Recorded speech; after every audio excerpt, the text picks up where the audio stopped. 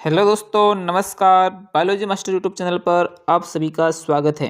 मैं भूराज बाकर आपके साथ सामाजिक विज्ञान का 750 क्वेश्चन आंसर सीरीज का वीडियो पार्ट 2 लेके हाजिर हूँ, जिसमें दोस्तों आज हम इस वीडियो के अंदर डिस्कस करने वाले हैं 100 क्वेश्चनों के बारे में।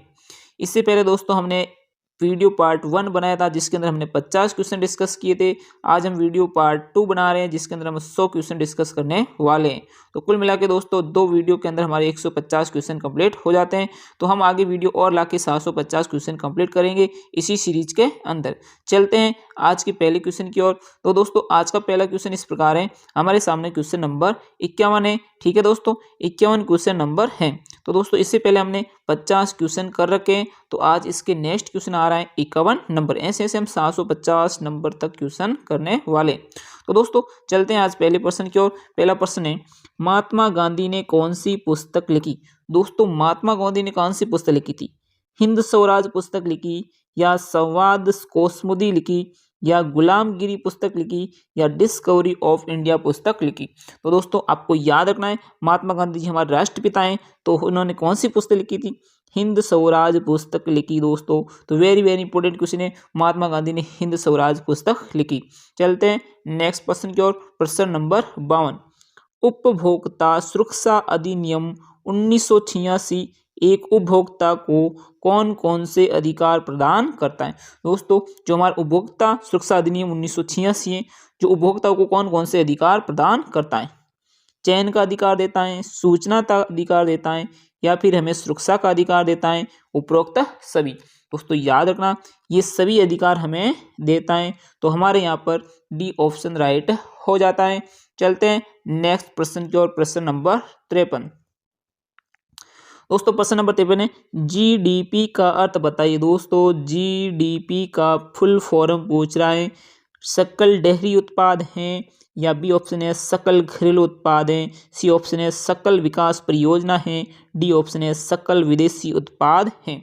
दोस्तों याद रखना, ये बी ऑप्शन राइट होगा, सकल घरेलू उत्पाद। तो जीडीपी की फुल फॉर्म हो गई सकल घरेलू उत्पाद। तो दोस्तों हमारे बी ऑप्शन राइट हो जाता है। बढ़ते हैं नेक्स्ट प्रश्न की ओर। प्रश्न नंबर 54, अफ्रीका के पशुओं में कौन सी बीमारी फैल गई? अफ्रीका के पशुओं में कौन सी बीमारी फैल गई? ए ऑप्शन है चिकनगुनिया, बी ऑप्शन गलघोटू, सी ऑप्शन रिंडर पेस्ट, या डी ऑप्शन ये सभी?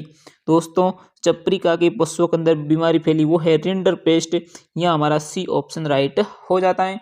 चलते हैं नेक्स्ट प्रश्न की ओर। प्रश्न नंबर 55, निम्नलिखित में से कौन सा एक राजनीतिक घटक नहीं है?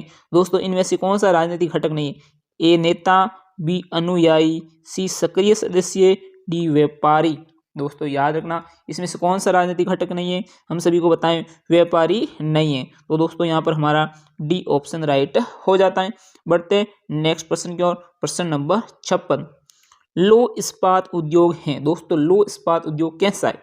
सूचना प्रौद्योगिकी उद्योग हैं, कृषि आधारित उद्योग हैं, उपभोक्ता उद्योग हैं, या आधारभूत उद्योग हैं? याद रखना दोस्तों, लो इस्पात उद्योग हैं, डी ऑप्शन आधारभूत उद्योग हैं। चलते हैं नेक्स्ट प्रश्न की ओर। प्रश्न नंबर 57, विश्व व्यापार संगठन की स्थापना कब हुई? दोस्तों विश्व व्यापार संगठन की स्थापना कौन से सन में हुई थी? 1985 में, 1995 में, सन 2000 में, या सन 2005 में? दोस्तों यहाँ पर कौन सा ऑप्शन राइट हो सकता है? यह ऑप्शन होगा हमारा बी ऑप्शन राइट, 1995। तो दोस्तों बी ऑप्शन राइट हो जाता है। बढ़ते हैं नेक्स्ट प्रश्न की ओर। प्रश्न नंबर 58, निम्न में से कौन सा उद्योग चूना पत्थर को कच्चे माल के रूप में उपयोग करता है? दोस्तों ऐसा कौन सा उद्योग है चूने को कच्चे पदार्थ के रूप में उपयोग में लेता है? एल्यूमिनियम उद्योग, बी ऑप्शन सीमेंट उद्योग, सी ऑप्शन चीनी उद्योग, डी ऑप्शन पटसन उद्योग? दोस्तों चूना पत्थर का उपयोग कहाँ किया जाता है? बी ऑप्शन राइट होगा, सीमेंट उद्योग में। सीमेंट उद्योग में कच्चे माल के रूप में उपयोग में लेते हैं। तो दोस्तों हमारे यहाँ पर बी ऑप्शन राइट हो जाता है।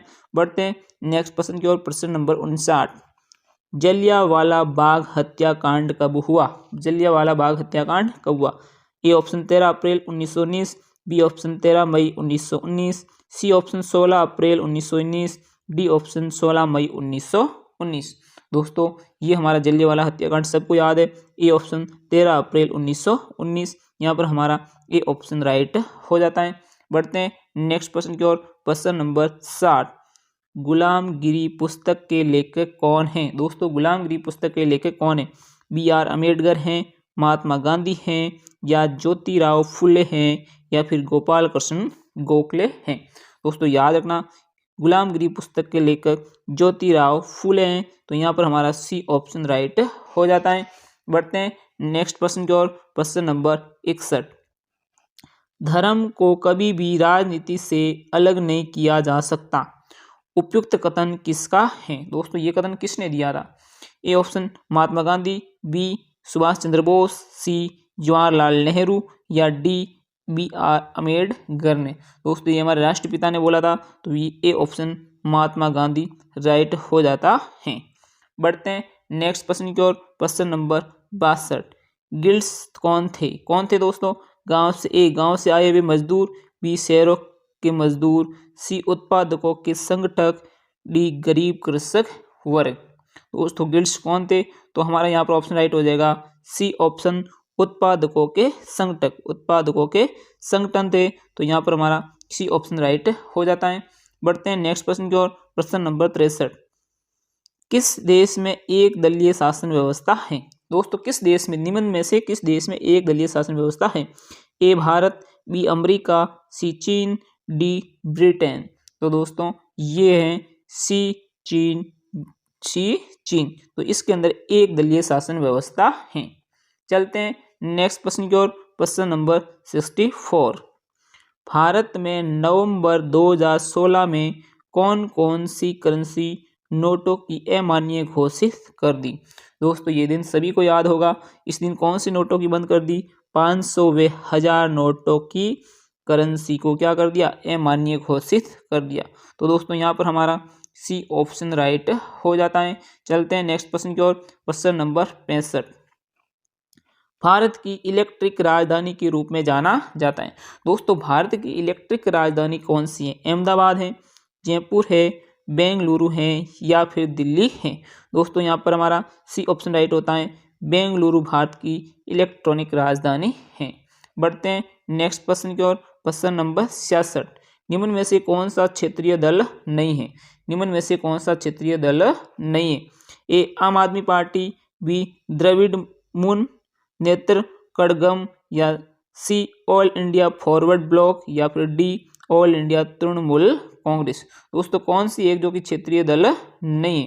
दोस्तों हमारे यहाँ पर डी ऑप्शन राइट हो जाता है, ऑल इंडिया तृणमूल कांग्रेस। ठीक है दोस्तों, चलते हैं नेक्स्ट प्रश्न की ओर।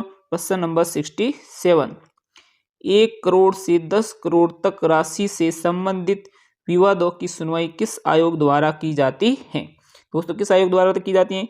ग्राम उद्योग, जिला उद्योग, या फिर राज्य आयोग, या फिर राष्ट्रीय आयोग? दोस्तों याद रखना, ये हमारा ऑप्शन हो जाएगा सी, राज्य आयोग द्वारा 1 करोड़ से 10 करोड़ राशि तक संबंधित विवादों की सुनवाई की जाती है।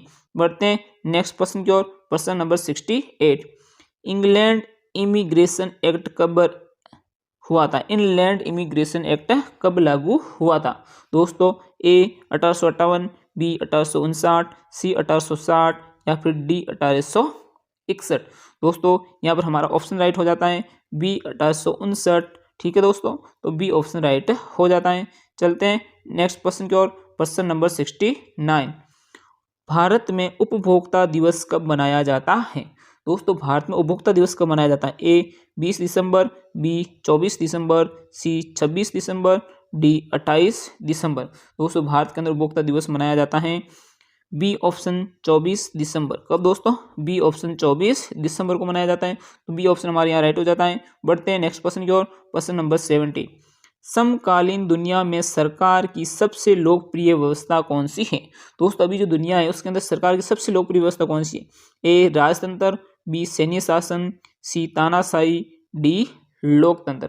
दोस्तों लोकतंत्र सबसे लोकप्रिय व्यवस्था है, तो हमारे यहाँ पर डी ऑप्शन राइट हो जाता है।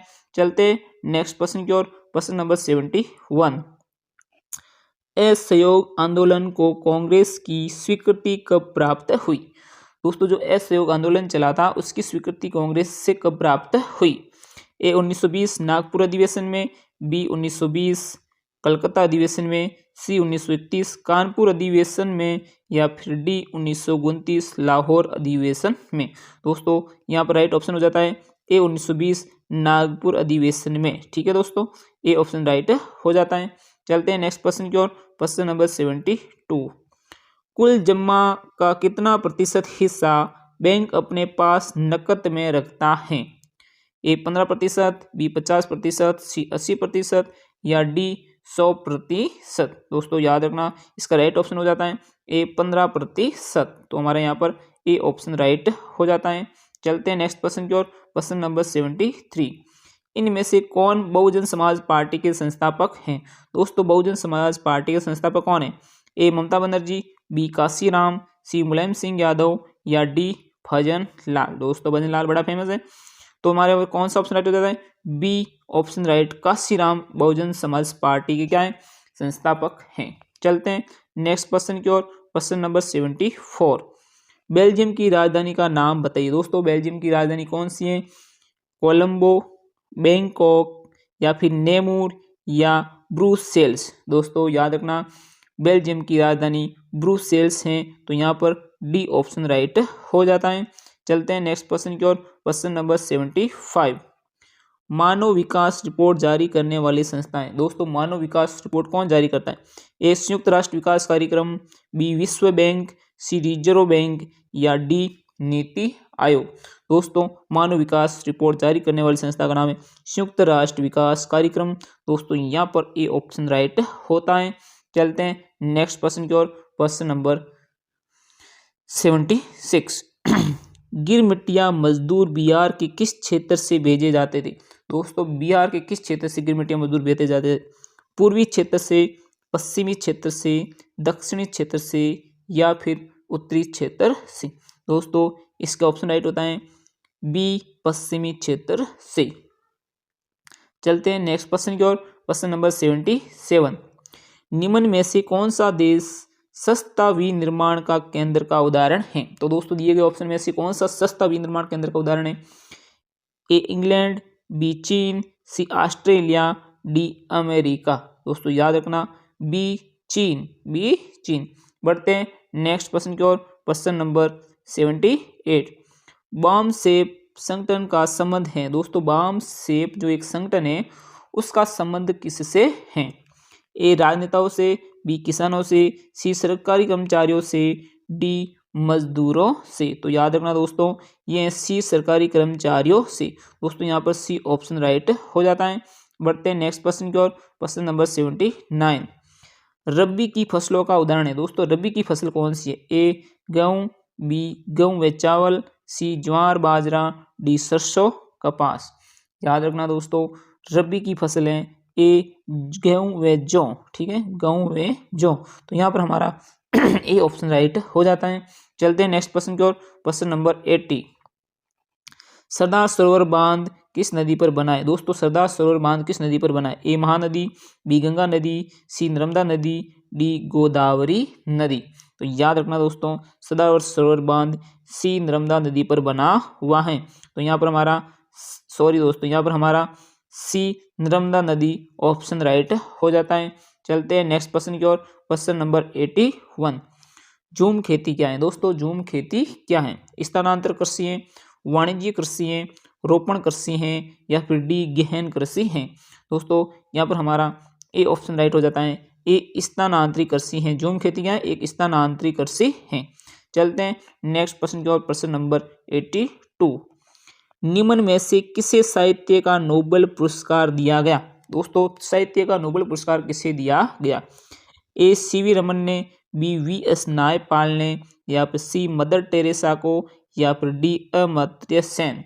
दोस्तों याद रखना ये नोबेल साहित्य का पुरस्कार वीएस नायपाल, तो यहाँ पर हमारा बी ऑप्शन राइट हो जाता है।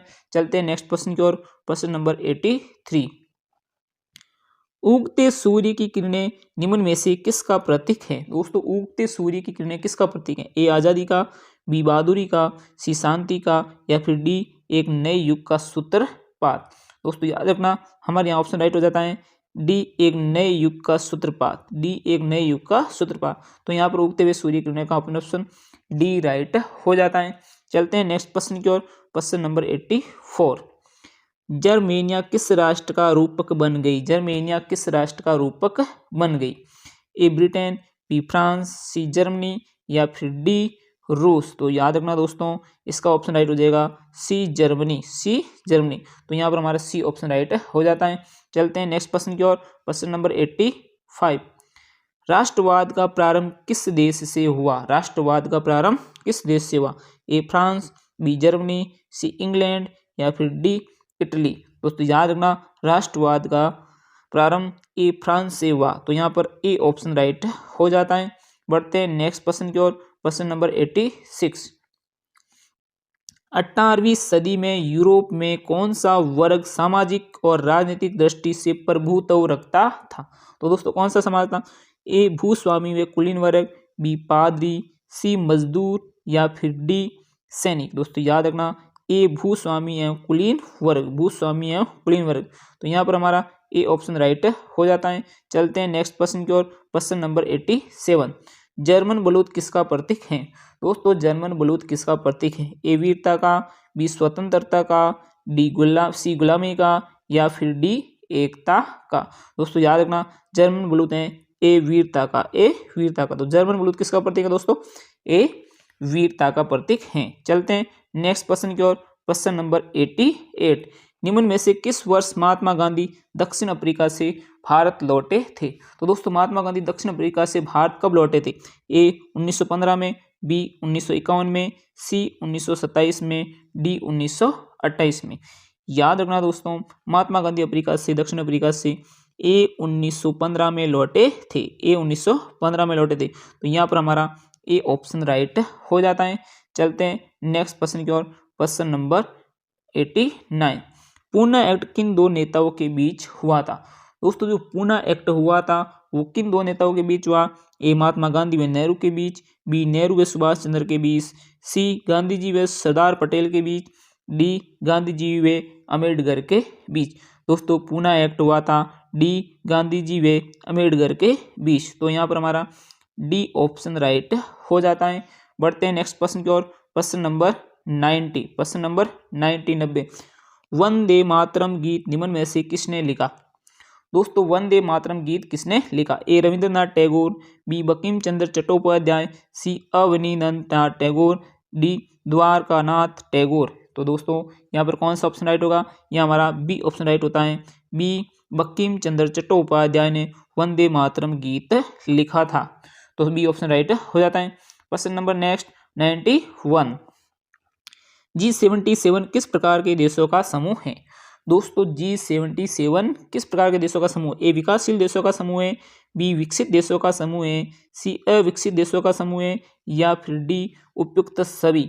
याद रखना दोस्तों, G77 है ए ऑप्शन राइट होता है, विकासशील देशों का समूह है, तो यहाँ पर हमारा ए ऑप्शन राइट हो जाता है। चलते हैं नेक्स्ट प्रश्न की ओर। प्रश्न नंबर 92। भारत से विदेश जाने वाले अनुबंधित श्रमिक कहलाते हैं, क्या कहलाते हैं दोस्तों?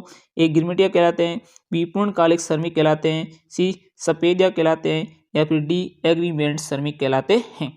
तो दोस्तों ए गिरमिटिया कहलाते हैं, तो यहाँ पर हमारा ए ऑप्शन राइट हो जाता है। चलते हैं नेक्स्ट प्रश्न की ओर। नेक्स्ट प्रश्न है दोस्तों 93। सन 1985 में यूरोपीय देशों ने मानचित्र पर लकीरें खींचकर किस महाद्वीप को आपस में बांट लिया? तो दोस्तों किस महाद्वीप को आपस में बांट लिया मानचित्र पर लकीरें खींचकर? ठीक है दोस्तों, मानचित्र पर लकीरें खींचकर किस देश को आपस में बांट लिया? A America, B Australia, C Africa या फिर डी एशिया। याद रखना दोस्तों, सी अफ्रीका को बांटा था, मानचित्र पर लकीरें खींच के आपस में नेताओं ने बांट लिया। बढ़ते हैं नेक्स्ट प्रश्न की ओर। नेक्स्ट प्रश्न है 94। विक्टोरिया कालीन ब्रिटेन में उच्च वर्ग के लोग निम्न में से किससे निर्मित वस्तुओं को महत्व देते थे? किससे निर्मित वस्तुओं को महत्व देते थे? मशीनों से निर्मित वस्त्रों को, हाथों से या फिर ए व बी दोनों से या फिर इसमें से कोई नहीं। याद रखना दोस्तों, वे हाथों से निर्मित वस्तुओं को महत्व देते थे, तो यहाँ पर हमारा बी ऑप्शन राइट हो जाता है। चलते हैं नेक्स्ट प्रश्न की ओर। प्रश्न नंबर 95। भारतीय कपड़े की मांग कभी कम नहीं हो सकती, क्योंकि दुनिया के किसी देश और देश में इतना अच्छा माल नहीं बनता है। ये कथन किसका है? A Henry Patullo, B JBL Hammond, CTE Nicholson, D Michaela Wolf. ठीक है दोस्तों, तो ऐसा कथन किसका है? तो दोस्तों ये है ए हेनरी पतुलो, ए हेनरी पतुलो। तो दोस्तों यहाँ पर हमारा ए ऑप्शन राइट हो जाता है। बढ़ते हैं नेक्स्ट क्वेश्चन की ओर। क्वेश्चन नंबर 96, विश्व में सर्वप्रथम मुद्रण की तकनीकी किस देश में विकसित हुई? ए भारत में, बी चीन में, सी जर्मनी में, या फिर डी फ्रांस में। दोस्तों याद रखना बी चीन के अंदर, बी चीन के अंदर। चलते हैं नेक्स्ट क्वेश्चन की ओर। क्वेश्चन नंबर 97, जापान की सबसे प्राचीन मुद्रित पुस्तक है। दोस्तों जापान की सबसे पुरानी पुस्तक मुद्रित कौन सी है? ए डायमंड सूत्र, बी डायमंड पॉकेट, सी यूनिवर्सल ट्रूथ, या फिर डी ए होली प्लेस। कौन सी पुस्तक है दोस्तों? याद रखना दोस्तों ए ऑप्शन डायमंड सूत्र। ठीक है दोस्तों, डायमंड सूत्र ये सबसे पुरानी मुद्रित पुस्तक है। चलते हैं नेक्स्ट क्वेश्चन की ओर। क्वेश्चन नंबर 78, तुलसीदास द्वारा रचित रामचरितमानस प्रथम मुद्रित संस्करण कहाँ प्रकाशित हुआ था? ए जयपुर में, बी मुंबई में, सी मद्रास में, या फिर डी कलकत्ता में। दोस्तों याद रखना प्रथम संस्करण का मुद्रण प्रकाश डी कलकत्ता में हुआ था। तो यहाँ पर हमारा डी ऑप्शन राइट हो जाता है। चलते हैं नेक्स्ट क्वेश्चन की ओर। क्वेश्चन नंबर 99, इसमें से किस राज्य में काली मृदा मुख्य रूप से पाई जाती है? तो दोस्तों दिए गए ऑप्शन में किस राज्य में काली मृदा पाई जाती है? ए जम्मू एंड कश्मीर में, बी राजस्थान में, सी महाराष्ट्र में, या फिर डी झारखंड में। दोस्तों याद रखना यहाँ पर हमारा सी ऑप्शन हो जाता है राइट। सी महाराष्ट्र के अंदर काली मृदा पाई जाती है। चलते हैं नेक्स्ट क्वेश्चन की ओर। क्वेश्चन नंबर 100, ज्वारीय ऊर्जा निम्नलिखित में से किस प्रकार का संसाधन है? दोस्तों ज्वारीय ऊर्जा किस प्रकार का संसाधन है? ए पुनः पूर्ति योग्य, बी अजैव, या फिर सी मानवकृत, या फिर डी अचक्रीय। दोस्तों याद रखना 100 क्वेश्चन का आंसर हो जाएगा ए पुनः पूर्ति योग्य। तो यहाँ पर हमारा ए ऑप्शन राइट हो जाता है। चलते हैं नेक्स्ट क्वेश्चन की ओर। 101, उत्पत्ति के आधार पर संसाधनों को निम्नलिखित भागों में बांटा जा सकता है। दोस्तों उत्पत्ति के आधार पर संसाधनों को कितने भागों में बांटा जा सकता है? ए ऑप्शन जैव अजैव में, या फिर बी नवीनीकरण योग्य,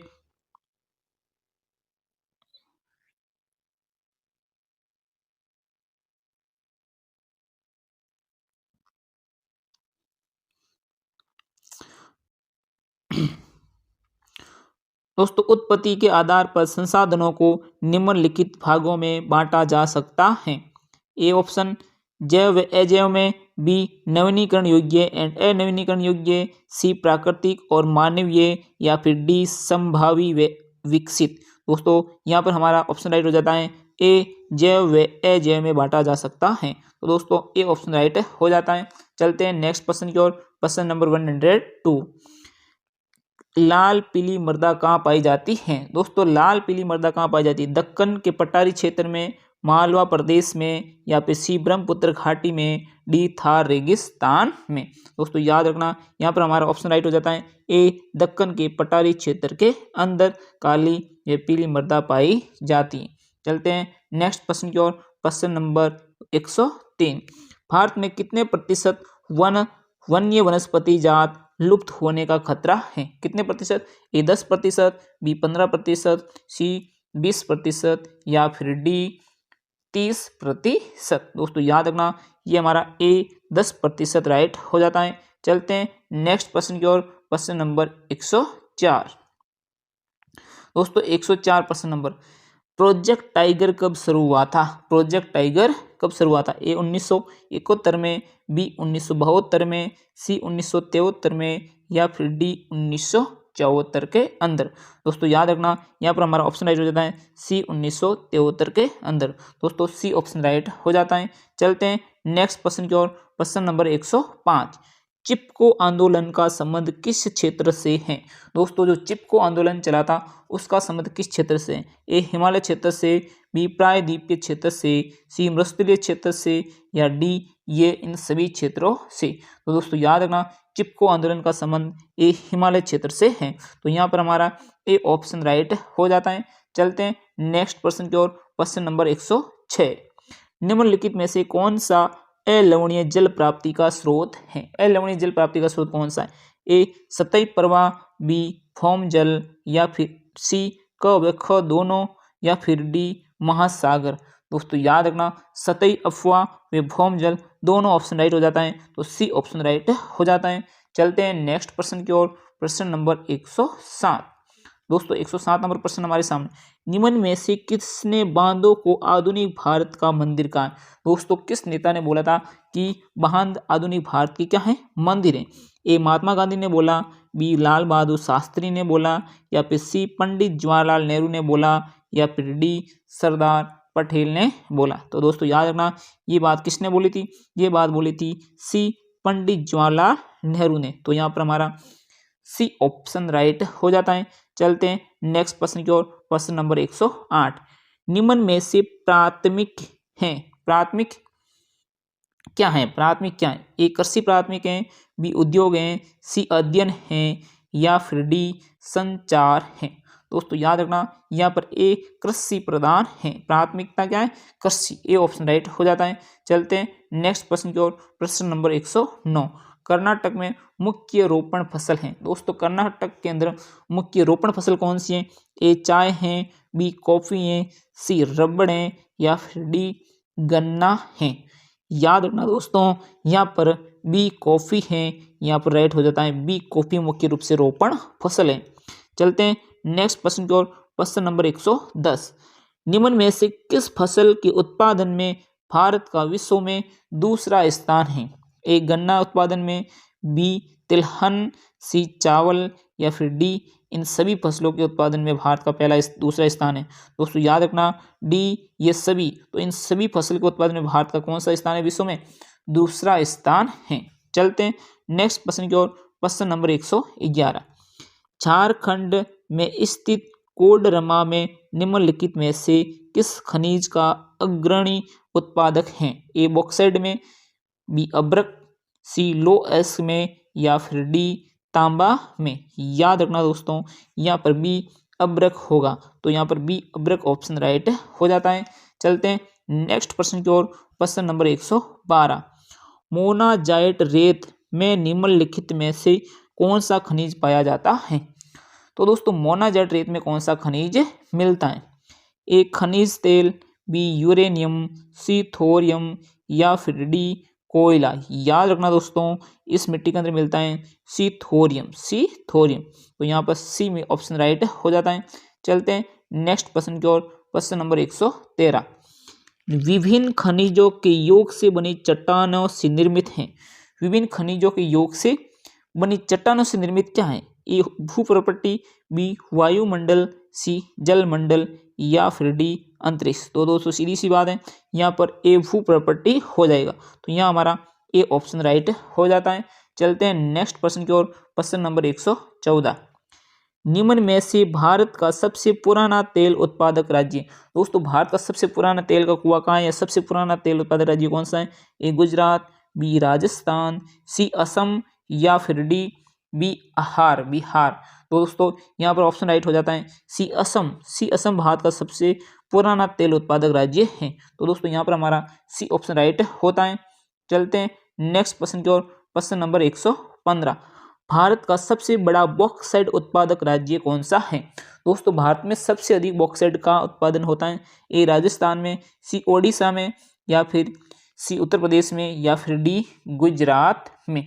याद रखना दोस्तों, बी ओडिशा के अंदर होता है बॉक्साइट उत्पादन। ठीक है, तो चलते हैं नेक्स्ट प्रश्न की ओर। प्रश्न नंबर 116, निम्नलिखित में से कौन सा उद्योग दूरभाषा, कंप्यूटर आदि संयंत्र निर्मित करता है? ए स्टील उद्योग, बी एल्यूमिनियम, सी इलेक्ट्रॉनिक्स, या डी प्रौद्योगिकी। याद रखना दोस्तों, इस प्रकार के संसाधन सी इलेक्ट्रॉनिक ये बनाता है। तो हमारे यहाँ पर सी ऑप्शन राइट हो जाता है।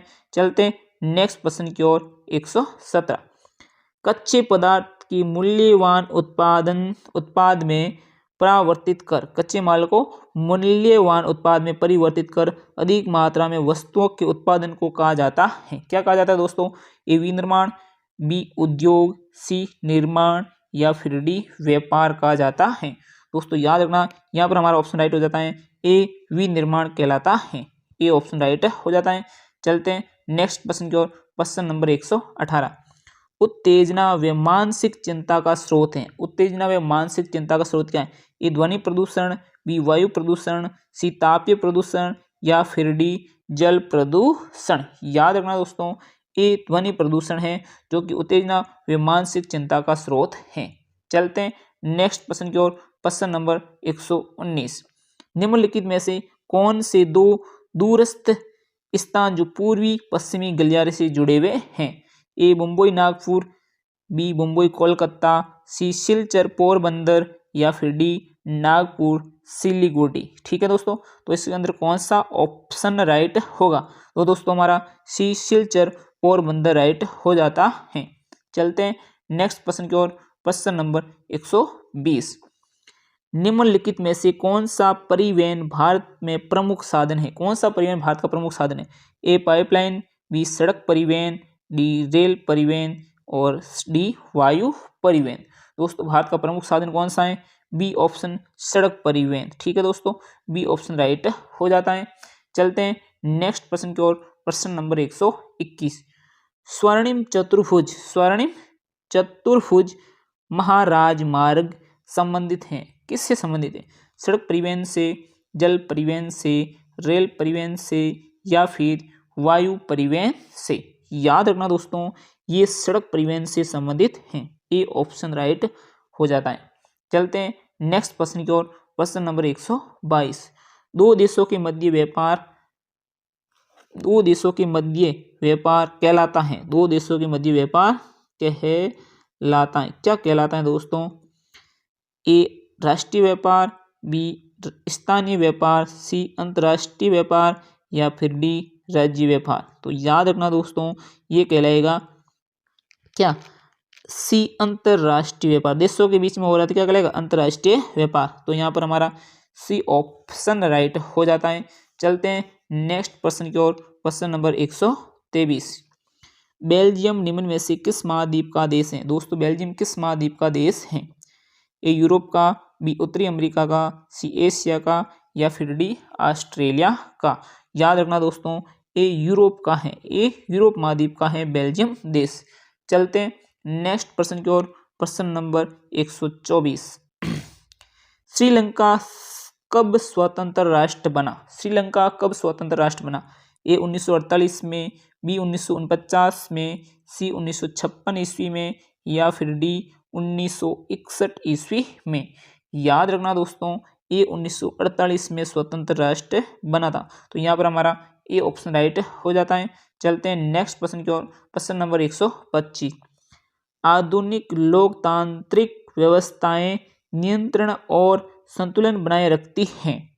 37 सतह की साझेदारी के आधार पर सही विकल्प की पहचान कीजिए। कौन है भाई दोस्तों? ए केंद्र सरकार, राज्य सरकार, स्थानीय सरकार या फिर बी विधायिका, कार्यपालिका, न्यायपालिका या फिर सी विभिन्न सामाजिक समूह के मध्य या फिर डी विभिन्न दबाव समूह के मध्य। याद रखना दोस्तों, इसमें ऑप्शन हमारा राइट होता है बी विधायिका, कार्यपालिका व न्यायपालिका। तो यहाँ पर हमारा बी ऑप्शन राइट हो जाता है। चलते हैं नेक्स्ट प्रश्न की ओर। प्रश्न नंबर 126। शासन की किस व्यवस्था में सरकार दो या अधिक स्तरों वाली होती है? किस में दोस्तों? एक एकात्मक व्यवस्था, बी संघीय व्यवस्था, सी सामुदायिक व्यवस्था या फिर डी इसमें से कोई नहीं। याद रखना दोस्तों, यहाँ पर हमारा ऑप्शन राइट हो जाता है बी संघीय व्यवस्था, बी संघीय व्यवस्था। तो यहाँ हमारा बी ऑप्शन राइट हो जाता है। चलते हैं नेक्स्ट प्रश्न की ओर। प्रश्न नंबर 127। निम्नलिखित में से कौन सा संघीय राज्य नहीं है? दोस्तों संघीय राज्य कौन सा नहीं? ए दिल्ली, बी मणिपुर, सी राजस्थान, डी तेलंगाना। याद रखना दोस्तों, संघीय राज्य ए दिल्ली नहीं है। तो यहाँ पर हमारा ए ऑप्शन राइट हो जाता है। चलते हैं नेक्स्ट प्रश्न की ओर। प्रश्न नंबर 128। भारतीय संविधान की 8वीं अनुसूची में कितनी भाषाओं का समावेश है? ए 20 भाषाओं का, बी 21, सी 22 या फिर डी 23 भाषाओं का। याद रखना दोस्तों, सी 22 भाषाओं का समावेश है। कितने दोस्तों? सी 22 भाषाओं का समावेश है 8वीं अनुसूची में। चलते हैं नेक्स्ट प्रश्न 129। निम्न में से किस वर्ष मेक्सिको सिटी में ओलंपिक खेल हुए थे? दोस्तों मेक्सिको सिटी में ओलंपिक खेल कब हुए थे? ए 1968 में, बी 1975 में, सी 1909 में या फिर डी 1905 में। याद रखना दोस्तों, ए 1968 में मेक्सिको में क्या ओलंपिक खेल हुए थे। बढ़ते हैं नेक्स्ट प्रश्न की ओर, प्रश्न नंबर 130। ग्रेट ब्रिटेन की अधिकांश जनसंख्या किस धर्म को मानने वालों की है? दोस्तों ग्रेट ब्रिटेन देश, वहाँ की अधिक जनसंख्या किस धर्म को मानती है? ईसाई, बी हिंदू, सी बौद्ध या फिर डी मुस्लिम। तो याद रखना दोस्तों, ए ईसाई धर्म को मानने वाले ज़्यादा संख्या में लोग हैं। तो यहाँ पर हमारा ए ऑप्शन राइट हो जाता है। बढ़ते हैं नेक्स्ट प्रश्न की ओर, प्रश्न नंबर 131। भारत में जनगणना कितने वर्ष पश्चात होती है? ए 5 वर्ष, बी 10 वर्ष या फिर सी 11 वर्ष या फिर डी 20 वर्ष। तो दोस्तों भारत में जनसंख्या गणना हर 10 वर्ष बाद होती है। तो यहाँ पर हमारा बी ऑप्शन राइट हो जाता है। चलते हैं नेक्स्ट प्रश्न की ओर, प्रश्न नंबर 132। निम्न में से किस देश ने किसी भी धर्म को राज्य के धर्म के रूप में अंगीकृत नहीं किया? किस देश ने दोस्तों? ए भारत, बी नेपाल, सी पाकिस्तान या फिर डी श्रीलंका। दोस्तों ऐसा कौन है? भारत देश है। तो ए भारत देश में किसी भी धर्म को राज्य के रूप में अंगीकृत नहीं किया है। चलते हैं नेक्स्ट प्रश्न की ओर, प्रश्न नंबर 133। निम्न में से किस देश में सार्वजनिक जीवन में महिलाओं की भागीदारी का स्तर बहुत ऊंचा है? दोस्तों महिलाएं सार्वजनिक जीवन में बहुत ऊंची है। किस देश में? ए नॉर्वे में, बी स्वीडन में, सी फिनलैंड में या फिर डी उपरोक्त सभी में। याद रखना दोस्तों, यहाँ पर डी उपरोक्त सभी देशों के अंदर महिलाओं की भागीदारी सार्वजनिक जीवन में बहुत ऊंची है। चलते हैं नेक्स्ट प्रश्न की ओर, प्रश्न नंबर 134। नेपाल में लोकतंत्र की स्थापना कब हुई? दोस्तों नेपाल में लोकतंत्र कब बना? 2006 में, 2007 में, 2008 में या फिर 2015 में। तो दोस्तों याद रखना 2008 में नेपाल लोकतंत्र देश की स्थापना हुई। चलते हैं नेक्स्ट प्रश्न की ओर, प्रश्न नंबर 135। नेपाल में सर्वप्रथम लोकतंत्र किस वर्ष स्थापित हुआ? दोस्तों नेपाल में इससे पहले और भी लोकतंत्र स्थापित हुआ। तो सबसे पहले किसमें हुआ? ए ऑप्शन 1955 में, बी 1960 में, सी 1989 में या फिर डी 1990 में। याद रखना दोस्तों, उससे पहले डी 1990 में एक बार लोकतंत्र राष्ट्र बना था। तो डी ऑप्शन राइट हो जाता है। चलते हैं नेक्स्ट प्रश्न की ओर, प्रश्न नंबर 136। ट्रेड यूनियंस किस प्रकार का समूह है? ए सामाजिक समूह है, ए बी विशेष वर्ग का समूह है, सी संस्थागत समूह है या फिर डी अस्थायी समूह है। याद रखना दोस्तों, ये एक विशेष वर्ग का समूह है। तो यहाँ पर बी ऑप्शन राइट हो जाता है। चलते हैं नेक्स्ट प्रश्न की ओर, प्रश्न नंबर 137। भारतीय जनता पार्टी का मुख्य प्रेरक सिद्धांत क्या है? भारतीय जनता पार्टी का मुख्य प्रेरक सिद्धांत क्या है? ए बहुजन समाज, बी क्रांतिकारी लोकतंत्र, सी सांस्कृतिक राष्ट्रवाद या फिर डी आधुनिकता। याद रखना दोस्तों, ये हमारा सी सांस्कृतिक राष्ट्रवाद। तो यहाँ पर हमारा सी ऑप्शन राइट हो जाता है। चलते हैं नेक्स्ट प्रश्न की ओर, प्रश्न नंबर 138। ठीक है दोस्तों, निम्न में से जनमत निर्माण में महत्वपूर्ण भूमिका निभाता है? दोस्तों जनमत निर्माण में महत्वपूर्ण भूमिका कौन निभाता है? ए राष्ट्रपति, बी मुख्यमंत्री, सी सरपंच या फिर डी राजनीतिक दल। दोस्तों हमारे यहाँ ऑप्शन राइट हो जाता है डी राजनीतिक दल। तो ये हमारे जनमत निर्माण में महत्वपूर्ण भूमिका निभाता है। चलते हैं नेक्स्ट प्रश्न की ओर, प्रश्न नंबर 139। भारत में राष्ट्रीय स्तर पर मान्यता प्राप्त दलों की संख्या कितनी है? तो दोस्तों भारत में राष्ट्रीय दलों की संख्या कितनी है? ए 5, बी 6, सी 7 या फिर डी 8। याद रखना दोस्तों, यहाँ पर हमारा सी 7 राष्ट्रीय दल है। तो सी ऑप्शन राइट हो जाता है। चलते हैं नेक्स्ट प्रश्न की ओर, प्रश्न नंबर 140। लोकतांत्रिक व्यवस्था आधारित होती है किस चीज पर आधारित होती है? ए राजनीतिक समानता पर, बी राजनीतिक विषमता पर, सी न्यायपूर्ण वितरण पर या फिर डी ये सभी। तो याद रखना दोस्तों, ये लोकतांत्रिक व्यवस्था राजनीतिक समानता पर आधारित होती है। तो यहाँ पर हमारा ए ऑप्शन राइट हो जाता है। चलते हैं नेक्स्ट प्रश्न की ओर, प्रश्न नंबर 141, दुनिया के अधिकांश समाज रहे हैं। दोस्तों दुनिया में अधिकांश समाज कैसे रहे? महिला प्रधान समाज बिल्कुल नहीं, पुरुष प्रधान, राइट, लोकतांत्रिक, बहुजन। तो दोस्तों पुरुष प्रधान समाज रहे, तो यहाँ पर हमारा बी ऑप्शन राइट हो जाता है। चलते हैं नेक्स्ट प्रश्न की ओर। प्रश्न नंबर 142, निम्न में से किस संदर्भ में तानाशाही ने लोकतांत्रिक सरकारों से बेहतर परिणाम प्राप्त किए? किस चीज में? स्वास्थ्य सेवा में, ए, बी उच्च आर्थिक विकास दर में, सी जनसंख्या की कमी में, डी इसमें से कोई नहीं। दोस्तों यहाँ पर हमारा ऑप्शन राइट हो जाता है बी उच्च आर्थिक विकास दर में उन्हें बेहतर परिणाम प्राप्त किए, तो बी ऑप्शन राइट हो जाता है। चलते हैं नेक्स्ट प्रश्न की ओर। प्रश्न नंबर 143, नेल्सन मंडेला का संबंध किस देश से है? ए दक्षिण अफ्रीका से, बी इराक से, सी मैक्सिको से, डी चीन से। तो दोस्तों याद रखना नेल्सन मंडेला का संबंध ए दक्षिण अफ्रीका से है, तो यहाँ पर हमारा ए ऑप्शन राइट हो जाता है। चलते हैं नेक्स्ट प्रश्न की ओर।